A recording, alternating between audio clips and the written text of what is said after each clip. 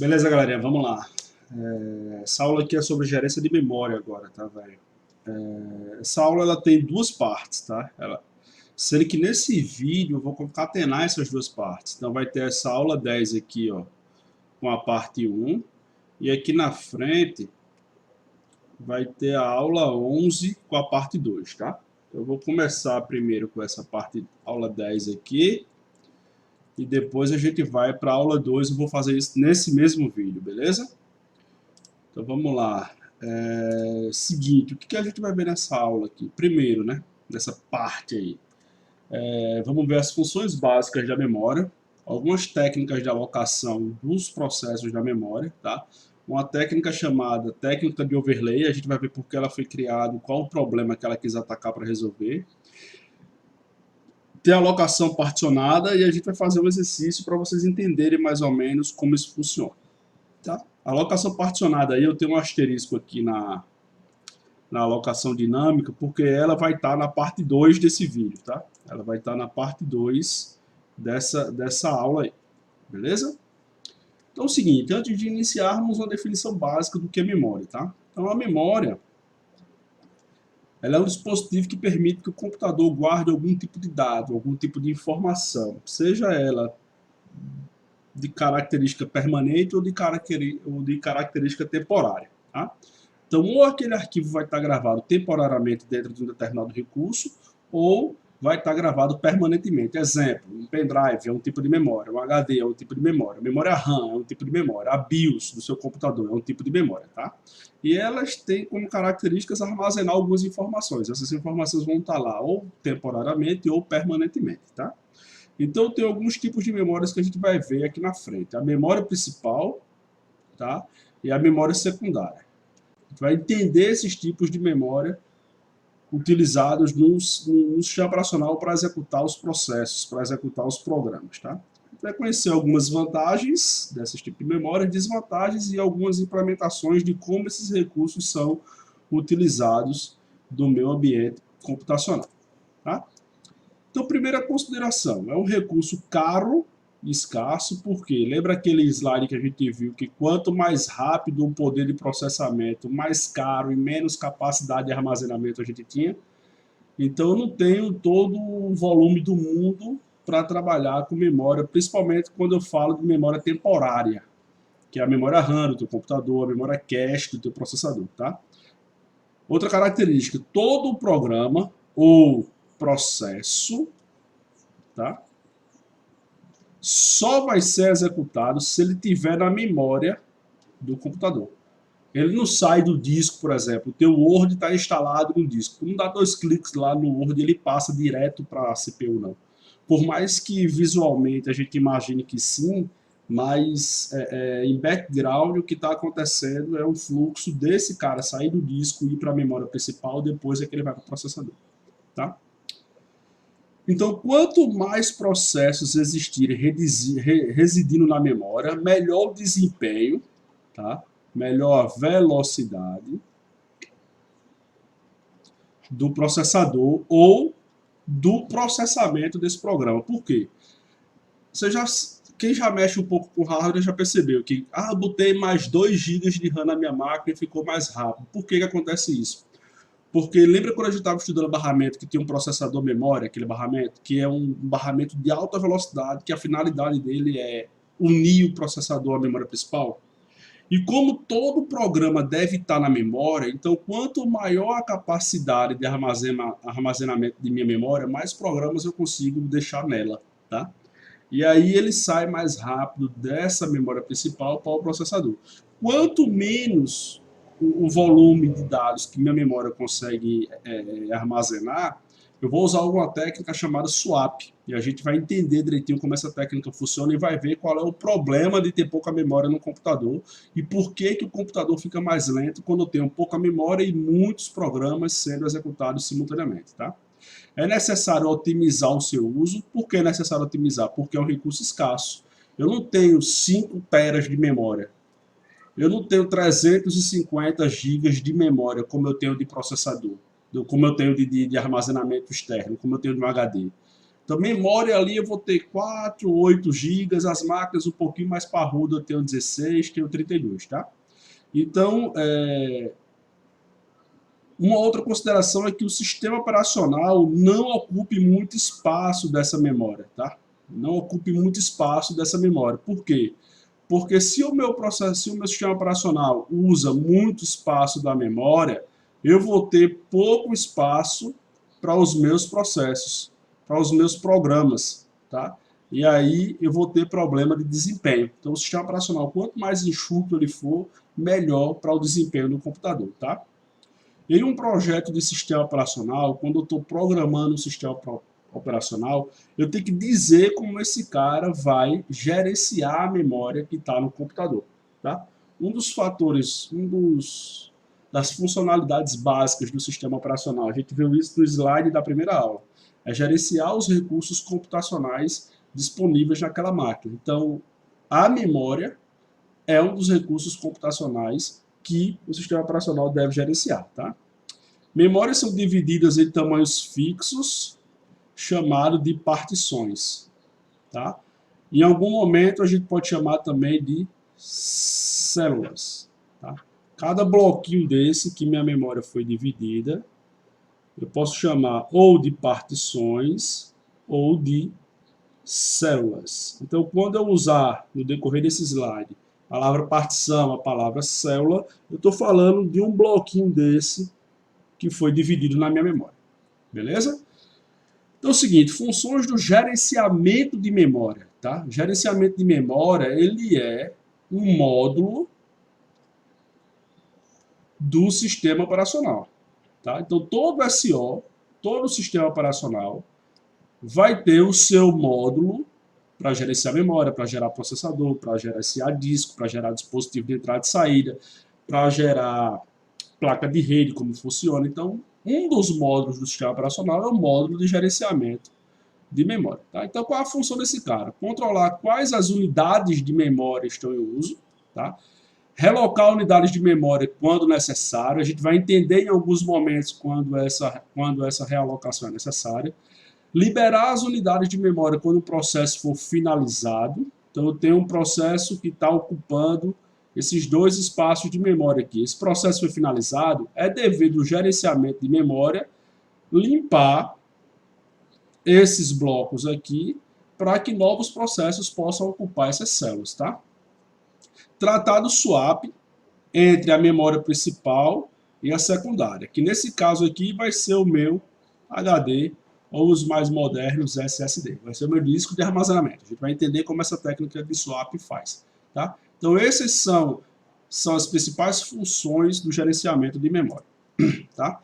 Eu tenho algumas técnicas de alocação de memória. O que é alocar a memória? É como eu vou particionar, como eu vou apresentar a minha memória, como o meu sistema operacional vai formatar o uso dessa memória. Tá? Então, eu tenho alocação contínua simples, alocação particionada estática, e essa estática eu divido tanto em absoluta como relocável, e tenho a alocação particionada dinâmica, mais um asterisco aqui, porque a gente vai ver essa parte na parte 2. Tá? Nessa primeira parte aqui, a gente vai ver esses tipos de alocação, e isso aqui a gente vai ver na parte 2. Beleza? Então, a alocação contínua simples, tá? Que é a mais básica, foi o primeiro tipo a ser implementado. É implementado nos primeiros sistemas operacionais e ainda utilizado nos monoprogramáveis. Funcionamento. A memória é dividida em duas partições. Então, isso aqui é minha memória total. Vamos imaginar que eu tenho aqui, sei lá, para aquele tempo, vamos imaginar que eu tenho 10 megabytes de memória principal, tá? Isso aqui seria minha memória RAM. Eu tenho 10 megas aqui. Então, ela é dividida em dois blocos. Tá? Eu tenho o primeiro bloco aqui, que vamos imaginar que tenha 30% da memória, e eu tenho o segundo bloco aqui, que tenha 70% da memória. Esses 30% estão reservados exclusivamente para o sistema operacional.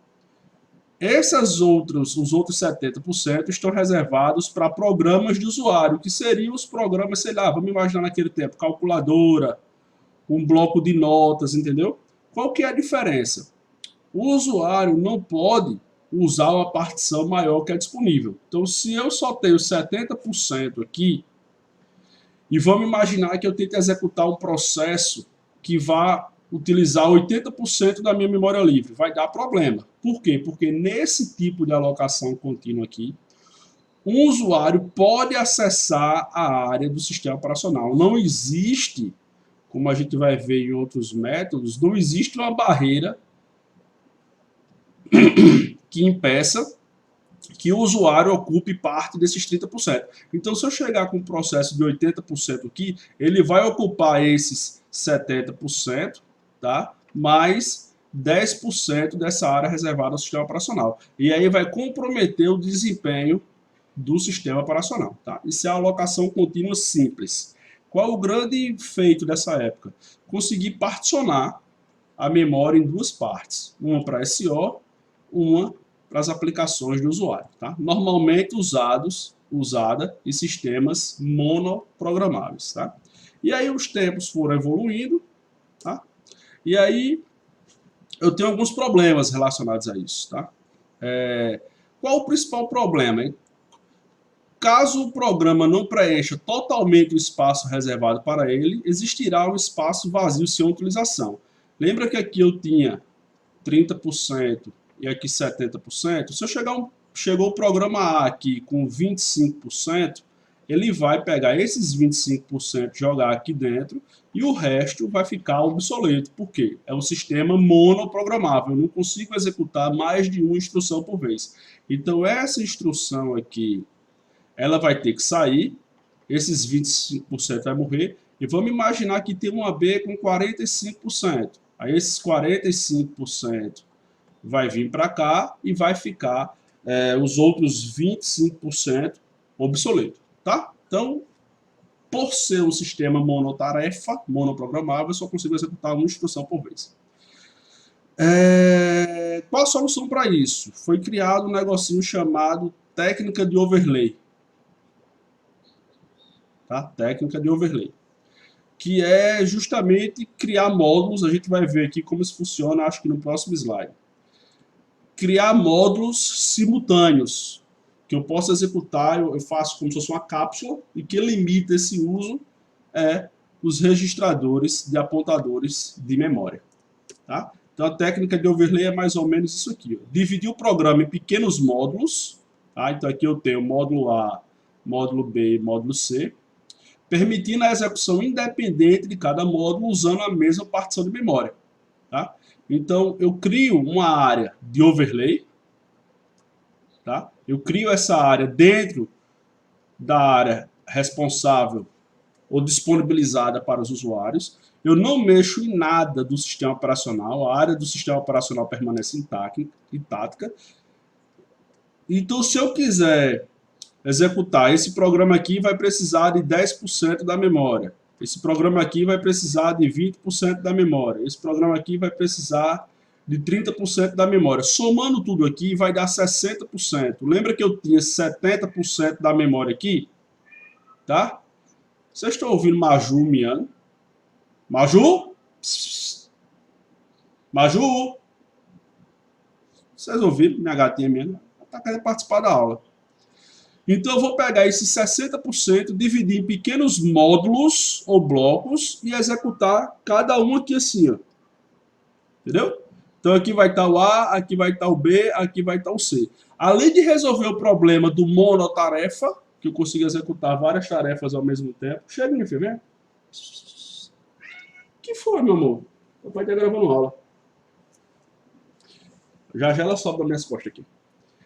Então eu consigo executar vários módulos ao mesmo tempo, tá? Então a partição da memória comum, onde os módulos compartilham o mesmo espaço, é conhecido como a área de overlay, tá? Então eu divido um programa grande em pequenos módulos e eu coloco esse módulo aqui. Isso aqui não tem nada a ver com contexto de software, contexto de hardware, não tem nada a ver com isso, tá? Apesar do desenho ter feito parecido, mas não tem nada a ver.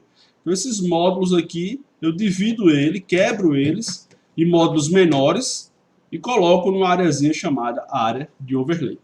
Tá? Então, a alocação particionada estática, tá? Aqui a gente estava vendo a alocação contínua.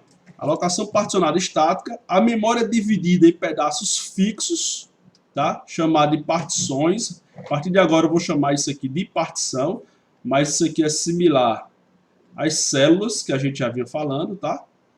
Seus tamanhos eram, né, porque isso não existe mais, estabelecidos na fase de inicialização do sistema operacional. Então, no momento de boot do sistema operacional, é que essas partições eram criadas. Isso estava dentro do código do sistema operacional, tá? Era definido em função do tamanho dos programas que eram executados. Então, como eu não tinha 500 programas sendo executados ao mesmo tempo, eu tinha 2, 3 no máximo, então meu sistema operacional, na hora da inicialização, dividia a célula de tal forma que o programa A iria ocupar a partição 1, o programa B iria ocupar a partição 2, o programa C iria ocupar a partição 3. Eles eram estáticos, esses tamanhos eram estáticos, então eu particionava isso aqui de acordo com a necessidade de cada programa que eu queria executar, tá?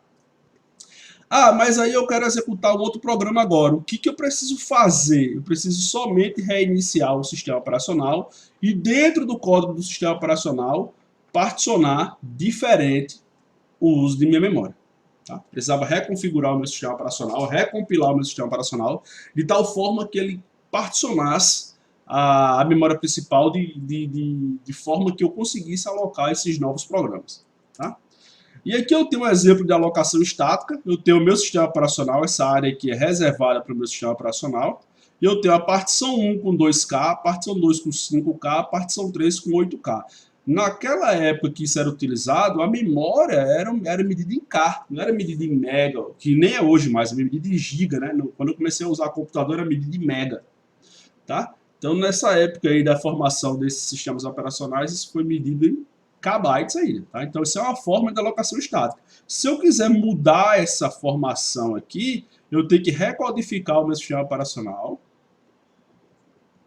para que ele possa montar um novo esquema de partição.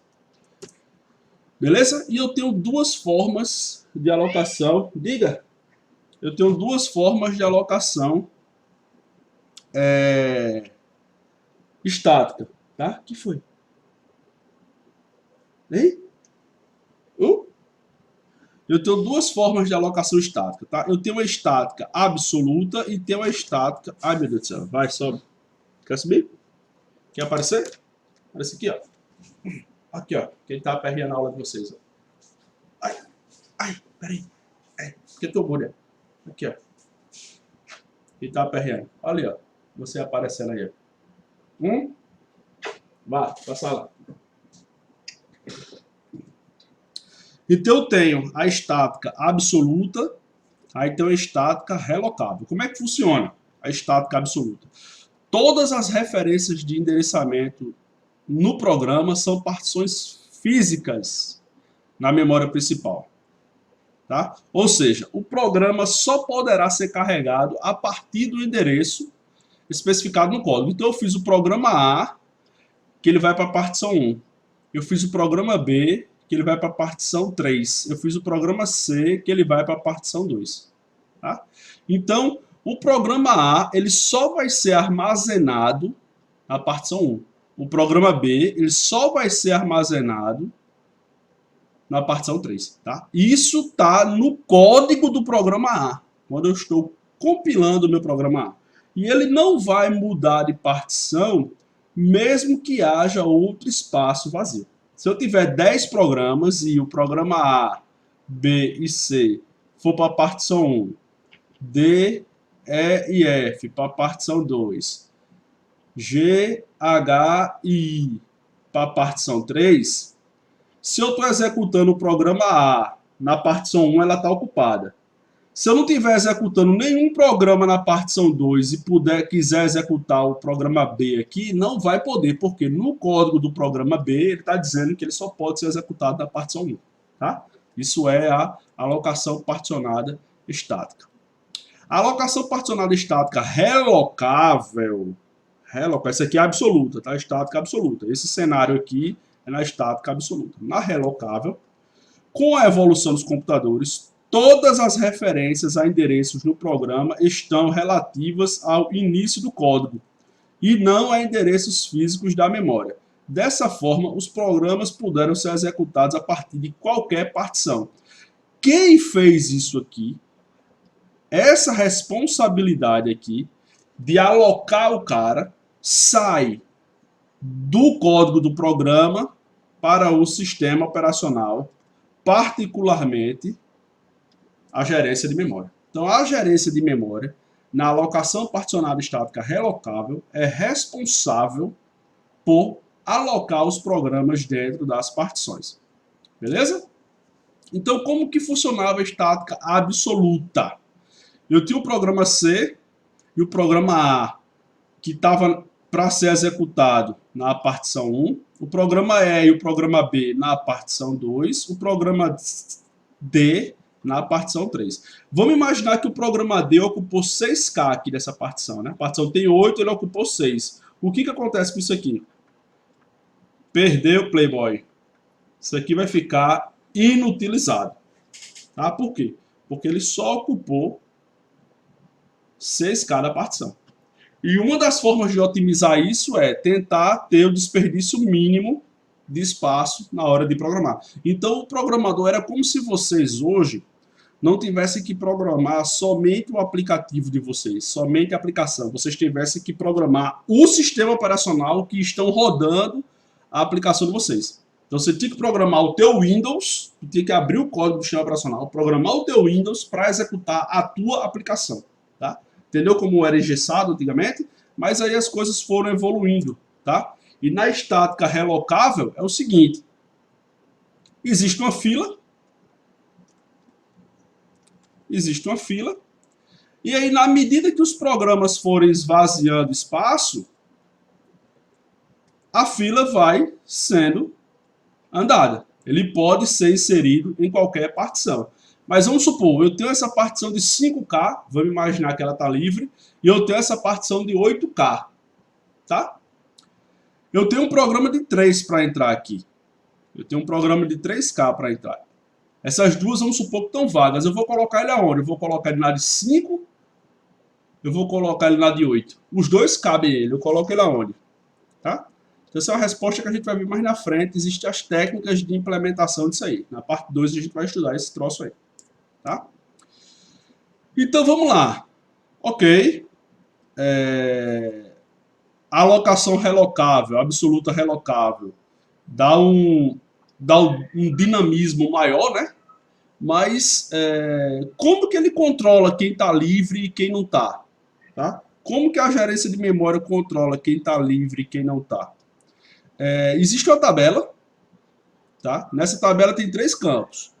Tem a partição, 1, 2 ou 3, que seriam esses caras aqui. Tem o tamanho da partição, 2, 5 e 8K aqui. E tem o status, se ela está ocupada ou livre. Então, na medida que as aplicações forem chegando, tá? Esse cara vai ser executado, tem 4K, vai para cá. Se esse cara que está sendo executado tiver 6K, ele é maior do que a área livre. O que vai acontecer? Esse cara vai para o final da fila e vamos supor que esse seja de 4K. Aí esse cara passa para ser executado. Aí chegou a vez desse cara aqui de novo, 6K.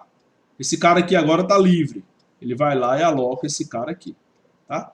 Se esse de 4K, eu tenho aqui, ó, 4K, tenho 6K, tenho 3K. Tá? Vamos imaginar que essa seja a fila de execução.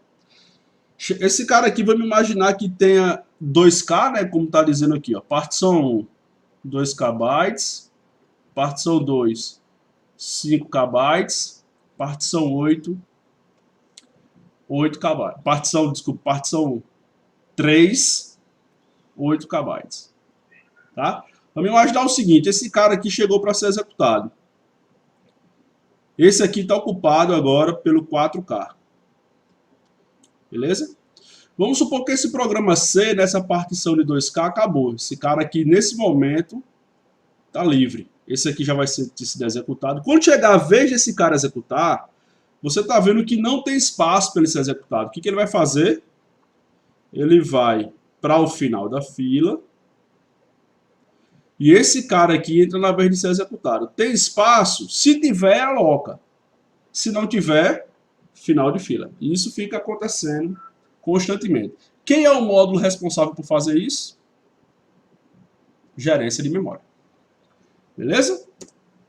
Então aqui tem um exercíciozinho básico para a gente fazer, né? Então vamos imaginar que você é um compilador e precisa criar 7 processos dos seguintes tamanhos. Tem o do A ao G aqui, do seguinte tamanho. Existem 3 partições disponíveis na memória. Tá? Existem 3 partições disponíveis na memória. Então vamos imaginar. Tenho minha memória aqui, ó. Aqui eu não estou contando a parte de SO. Tá? Essa parte aqui já está reservada para SO. Eu tenho essa primeira partição aqui, partição 1, que tem 2 KB. A partição 2 tem 5 KB. Tá? E a partição 3 tem 8 KB. Usando a alocação particionada estática absoluta, qual que é a absoluta, galera? A absoluta é aqui o próprio código, o código onde a aplicação vai ser executada, a partição onde a aplicação vai ser executada, está dentro do código dela. Tá? Então, o que eu tenho que fazer nesse cenário aqui? Eu tenho que botar a aplicação A aqui, né? Porque ela cabe nessa de 5K. E outra coisa, o desperdício de memória, né, seja o menor possível.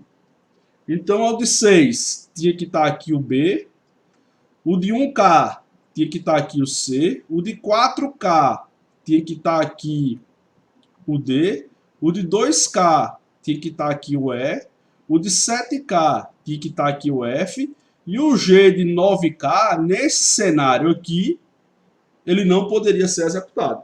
E o que eu tinha que fazer para que esse de 9 pudesse ser executado? Eu tinha que recompilar o sistema operacional para que quando ele estivesse dando boot, para que quando ele estivesse sendo inicializado, ele criasse uma partição de 9K. Desse jeito eu conseguiria executar o meu programa. Beleza? Então esse é o fim da aula. Tá? E agora a gente já, no embalo do Tasmania, a gente já começa a parte 2. Beleza, galera? Cheiro nas dobrinhas. E já já a gente começa a fuleiragem da parte 2. Já já não. Agora. Vai ter só animação, a gente começa. Abraço. Até já já.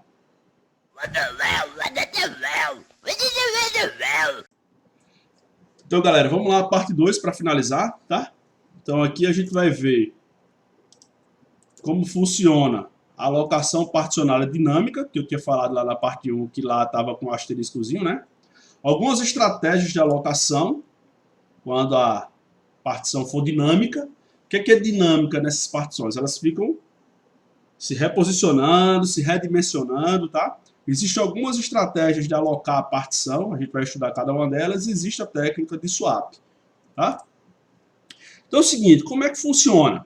Foi eliminado o conceito de partição do tamanho fixo, tá? Não existe mais aquelas partições criadas no início do sistema operacional, não, tá? Nesse esquema, cada aplicação, tá, usa o espaço de memória que necessita. Não existe mais perda, tá? Então vamos supor, iniciei meu sistema, tem meu sistema operacional aqui, essa área reservada para ele, sendo que eu tenho 15K sobrando e eu tenho que alocar essas partições aqui. Então o sistema operacional dinamicamente cria uma partição de 2K e joga o programa A, cria uma partição de 3K e joga de 4K, joga o programa B, cria uma partição de 1K, joga o programa C, cria uma partição de 3K e joga o programa E. Esses outros 5K estão livres para dinamicamente o meu sistema operacional relocar isso aí.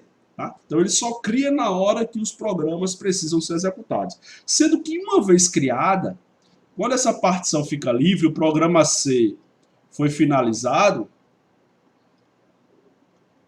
essa partição de 1K continua existindo. Tá? E a gente vai ver o que acontece com ela agora. Beleza? Então vamos supor. E se surgir a seguinte situação, eu tenho esse espaço aqui livre, tá? E esse espaço aqui livre e esse espaço aqui livre. Beleza? Quando os programas forem completando seu ciclo de execução, quando eles forem finalizados, alguns espaços cada vez menores, tá, estão surgindo na memória, irão surgir na memória. Algumas perguntas que podem existir. Quanto de espaço teremos na memória? Nesse cenário aqui, eu tenho de espaço 5K aqui, tenho mais 3K aqui e tenho mais 4K aqui. Tá? Eu tenho 9, 10, 11, 12K. 12 KB. Livre eu tenho 12 KB. Tá, não é isso? 5 com 4, 9, com 3, 12. Então vamos lá. Qual o tamanho do processo que está para ser alocado? Eu tenho um processo aqui de 6K. Esse cara aqui tem 6 KB para entrar. E por que ele não é alocado? Porque eu não tenho livre continuamente 6K. Eu tenho 4 aqui, tenho 3 aqui e tenho 5 aqui. E o que a gente faz nesse momento? O que o sistema operacional faz nesse momento? Tá? Duas coisas têm que acontecer. Tá? A primeira coisa é o seguinte, ou o programa A morre ou o programa C. Quando o programa C morre, que ele ocupava 1K, eu vou ter livre esses 4K, mais 1K aqui e mais esses 3K. São os 8K livres. E aí eu conseguiria colocar os 6K aqui do programa C. Sendo que esperar esse programa, e se esse programa demorar, eu perco o tempo de processamento. Se o programa A aqui demorar, eu perco tempo de processamento, tá? Então, ou poderia acontecer isso, mas os caras pensaram, vamos fazer melhor? Vamos reposicionar essas coisas. O que eu fiz aqui? Eu peguei todas essas partições, joguei para cima, continuamente, tá? E agora eu tenho um espaço livre contínuo de 12K, eu posso colocar aqui meu programa de 6K perfeitamente, beleza? Então eu posso relocar todas as partições ocupadas lá para o início da memória, eliminando todos os espaços entre elas e criando um só espaço contínuo e livre. E aí depois eu posso dinamicamente criar a partição do tamanho do código que eu preciso executar. Beleza? Então isso é quando eu tenho espaços livres não contínuos e eu preciso de um espaço maior para alocar um programa. Se chegasse um programa de 3K aqui, não ia ter problema. Ou eu alocava ele aqui ou eu alocava ele aqui. Mas chegou um programa de 6K. 6K eu não consigo alocar porque eu não tenho 6K continuamente. Então acontece duas coisas. Ou eu espero um programa morrer e crio uma partição única de 6K, ou eu reloco, que hoje é o que acontece dinamicamente, eu reloco as partições utilizadas para cima e crio um espaço contínuo maior e, consequentemente, eu consigo alocar uma nova partição para receber o novo programa. Tá? Sendo que existem algumas estratégias para alocar um programa. Tá? Eu tenho esse programa. Lembra que no outro slide eu perguntei que eu tenho um espaço aqui, vamos supor. Deixa eu limpar esse slide aqui. Tá? Vamos supor que eu tenho aqui livre 4K, tenho 3K e tenho 5K. Vamos supor que o programa que chegou aqui foi de 2K. Chegou um programa novo aqui de 2K. Ele cabe tanto aqui, como cabe aqui e como cabe aqui. Eu aloco em qual? Você pode pensar, na que sobrar menos espaço. Beleza, é uma forma. Outra forma pode ser, na que sobrar mais espaço. E outra forma pode ser, aqui couber ele primeiro. Então foi isso que os caras pensaram. No código do sistema operacional, quando eu vou criar aqui a minha gerência de memória, eu preciso dizer como ela vai se comportar nessas situações. Ó, chegou um programa aqui e eu tenho todas essas partições aqui que cabem a ele. Eu coloco em qual? Tá? Então existem 3 algoritmos que fazem isso. Eu tenho o best fit, o worst fit e o first fit. O best, a melhor partição é escolhida, ou seja, aquela em que o programa deixa o menor espaço de utilização. Espaço sem utilização. Tá? Então eu tenho aqui 4K, 5K e 3K. chegou um programa F de 1K aqui. Então eu vou alocar esse cara aqui, na de 3K, porque aqui só ficou sobrando 2. A minha estratégia é, quanto menor espaço sem utilização eu deixar, vai ser esse cara que eu vou escolher. Essa é a opção Best Fit. A Roast Fit é a pior, entre aspas também, que é justamente ao contrário. É a que deixa o maior espaço sem ser utilizado. Por que eu posso pensar entre maior e menor? Vamos supor que minhas aplicações precisam de mais espaço, então é interessante que eu deixe quanto mais espaço livre, melhor, porque vai receber uma aplicação maior.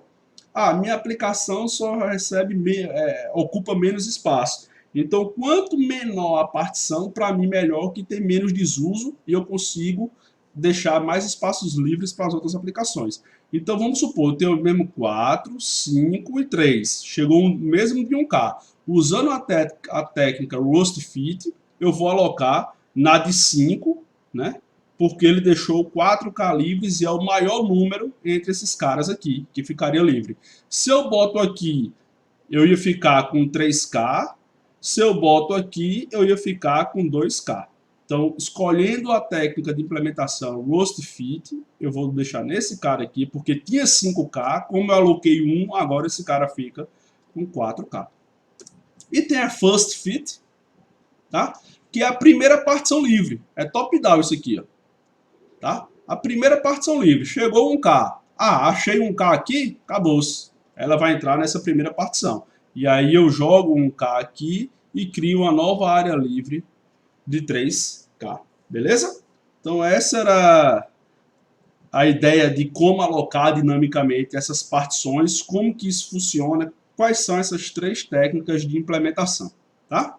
E aí eu tenho algumas características que eu posso utilizar, né? Como o algoritmo busca deixar sempre o menor espaço livre, a tendência é que cada vez mais a memória ficará com pequenas áreas livres não contínuas, aumentando os problemas de fragmentação. Mas pode ser que fragmentar, dependendo do seu uso, seja interessante. Então eu quero que fique menores mesmo, porque eu só tenho programas pequenos para serem executados, tá? Essa técnica, veja que aqui não são pontos positivos e negativos, são características, tá? Então, o Roast Fit deixa maior espaço livre, o que faz o problema de fragmentação diminuir, e a técnica First Fit das 3 estratégias é a mais rápida, porque ela não procura um espaço que se encaixe nas características dessa aqui. Achou, alocou, acabou. Então, ela é mais rápida, ela não usa como critério se vai deixar muito espaço ou pouco espaço, tá? Então, o que é swap? Tá? O que é swap? Vamos imaginar o seguinte, minha memória principal lotou. Está cheia aqui.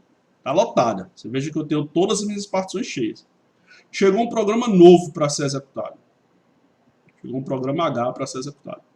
O que é a técnica de swap? A gerência de memória, tá? A gerência de memória vai pegar esse programa B, retirar da memória principal, para que esse programa H possa entrar aqui. Esse programa B vai para onde? Esse ato de retirar o cara da memória, a gente chama de swap out, tá? Quando eu tiro esse cara aqui, eu aloco esse cara dentro do meu HD, tá? Quando eu estou instalando Linux, eu estou instalando Windows, eu vou escolher uma partição chamada de swap. No Linux, ele usa uma partição, ele quebra o disco num pedaço para ficar usando para swap. No Windows ele usa um arquivo dentro da própria unidade C, tá?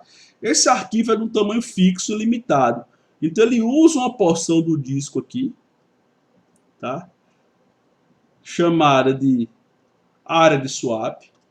E esse arquivo B vai para essa porçãozinha do disco aqui, ó. Vem para cá, tá? Então vai acontecer isso aqui, ó. Quando surgir um novo espaço livre, tá? Aqui vamos supor que tem o barramento processador memória.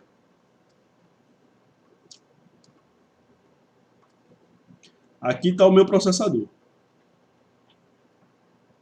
Aqui está o meu processador.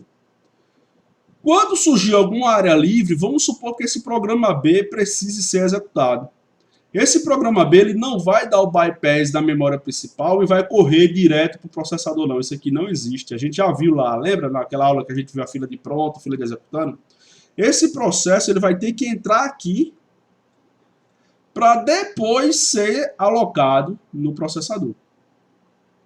Essa técnica de tirar o processo da área de swap, que nesse caso aqui é o meu HD, para ir para a memória principal, a gente chama de swap in. Tá? Swap out, eu estou tirando da memória principal e está indo para a minha memória secundária. Swap in, eu estou saindo da memória secundária e estou entrando na minha memória principal. Por isso que é verdade a afirmação que eu digo, quanto maior minha memória principal,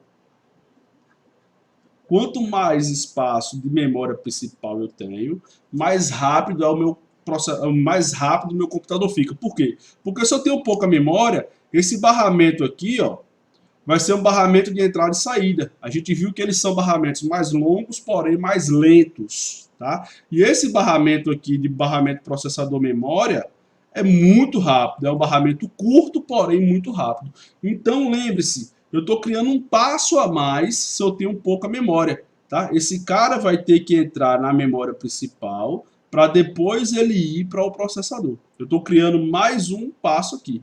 Se eu tenho muita memória principal, eu não vou precisar fazer uso da minha memória secundária, que é a memória mais lenta. Então, quanto mais arquivos tiverem na memória principal, mais rápido o meu processador, meu processamento fica, tá? Então, se eu tinha 4 GB na minha máquina, passei a usar 8, tá? Eu não estou fazendo um critério aqui de frequência, de memória, não. Eu tinha 4 GB da memória X. Eu boto 8 GB da memória X, eu vou ter um processamento mais rápido justamente por conta disso que eu acabei de explicar a vocês. Beleza, galera? Então aqui tem algumas características do swap, né? O algoritmo que vai escolher qual programa irá ser alocado na memória principal irá priorizar aquele que tem a menor chance de ser executado, particularmente os que têm prioridade mais baixa. Se eu tenho um programa de prioridade alta, a probabilidade desse cara ser executado, como a gente viu naquela prática lá de processos, é bem mais alta. Então eu vou pegar programas com prioridade de execução mais baixa e vou botar esse cara na área de swap, tá? Os processos retirados da memória estão normalmente no estado de espera, mas existe a possibilidade de um processo que no estado de pronto ser colocado na memória, tá? Isso aí vai depender da programação do módulo de gerência de memória do meu sistema operacional. A probabilidade maior é que seja um processo que esteja no estado de espera. Ah, aí esse processo foi chamado agora. Beleza, então eu jogo ele do meu disco para minha memória, ele vai para a fila de pronto e depois ele vai ser executado. Beleza? Seu maior problema é elevado custo de operação de entrada e saída. Por quê? Porque ele está falando com o meu HD. E a gente sabe que o HD ele usa um barramento longo, que são os barramentos de entrada e saída, porém ele é mais lento do que o barramento processador memória, tá? Alguns conceitos, tá? Swap out é quando o processo é transferido da memória principal para a secundária. Eu saio da memória principal e vou para a minha área de swap que está dentro do meu disco. Swap in é exatamente o contrário da swap out, isso aqui está errado, da swap out. Tá? É quando o processo sai da memória secundária e volta para a memória principal. Beleza? Então isso aí é o que eu tinha para apresentar a vocês de gerência de memória. Ficou um pouco longo, justamente porque eu juntei duas partes aqui. Mas vamos que vamos no embalo do Tasmania. Abraços, até a próxima.